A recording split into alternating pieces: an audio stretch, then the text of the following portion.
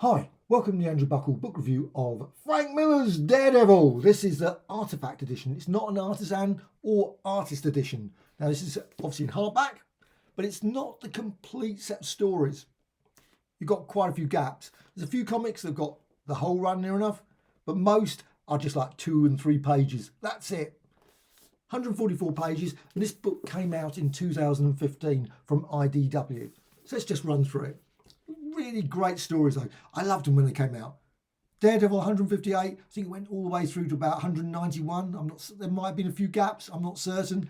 Now there's also an omnibus edition, so if you want the stories, probably the omnibus edition is probably the place to go. Or if there's an epic collection of it now, I don't know. There must be some other collections as well, of course, of that brilliant classic work.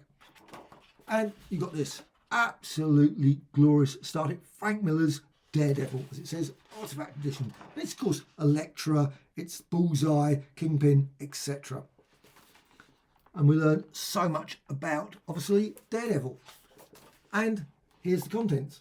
So you can see there, it actually hasn't got 158 for some weird reason. Got 159, but you can see the page numbers there. You've got there 168. You've got a fair number of the pages. Also, Daredevil 175, you've got a fair amount. I think there's a few gaps there. Page 4 seems to be missing. Page 7, I can see there. Also, Daredevil 181. So you can see 2, 3, but it hasn't got 5 and 6. Maybe, of course, it might have been adverts on those pages. Who knows? I suspect not.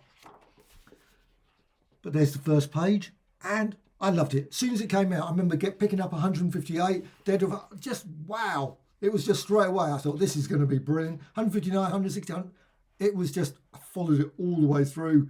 Great, great stories. And there's Elektra. The artwork, of course, from these are just superb. Now, the one good thing about this Artifact edition, it's not huge. It's not super heavy. You can see that I'm holding it up reasonably easily without actually collapsing. Because sometimes you get some of the massive artist editions, like the Mad one. Mad or any of the EC comic ones, just weigh a ton. And you couldn't really do this. It's not so easy anyway. I'm sort of struggling when I'm doing it. Whereas this one, I can certainly go through the pages reasonably easily. Now, one thing it doesn't have, page numbers. I always wish it would have page numbers because I always like to look through and think, oh, where's 165 or 166? And then you can search through from obviously the content, but it doesn't have that. You can see obviously there, Elektra and Daredevil. But I guess sometimes people just like it without it. All by obviously you can, I don't know if people put them on the wall. I guess they do. And maybe they buy 2 copies or something. And they obviously can cut one out and put them on the wall. Why not? Maybe some people do that. I certainly have never done that for any of my artist editions or artifact ones. Too expensive. Now, the one thing about this, unfortunately, about this, and that's a classic scene there. I mean, that is just a very dramatic scene. This is, I think, totally out of print because I was looking on Amazon and a few other places. I couldn't find a single copy available. Now, maybe there are copies available, but normally you go and look and it's like $400 or something, or £400. There was nothing. Absolutely no entry whatsoever. Did find a few that suggested about $325. I don't know. And there's Bullseye there. Now, some of the pages obviously are slightly brown more than the others, but still, absolutely, of course, there's a classic there where he escapes. Brilliant. Really? I mean, it's virtually impossible to stop Bullseye. He keeps coming back. Unless he's dead now. I don't know. Who knows? I've lost track of whether the characters are dead or not, because they always return anyway. And of course, you've got there, see, Guts. And again, some brilliant artwork all the way through. It's just brilliant artwork all the way through this. Now, look at that. That is just one of the best. That A. I mean, what a panel. You've got really, really tiny mat there. Concentrate. Massive A there. You really can see that is a loud letter. Well, you certainly wouldn't want to. Maybe that's a team-up story. Maybe Black Bolt and Daredevil. Imagine that story. That would be pretty painful. But this got some, again, classic artwork. I think some of these were from other stories, so they're not all from the Daredevil ones. Oh, no, that's where it divides. Now, I'm not going to pull that out, but there's actually a fold-out. I mean, it's just absolutely glorious. Look at that. Beautiful. The trouble with fold-outs, I love them. I absolutely love them, but they're not really practical. You're reviewing it because you're sort of like struggling to open it up, and you more often than not probably rip the page. You can see there Daredevil again on the other side. So it's a real huge poster. Now that would look pretty impressive on the wall.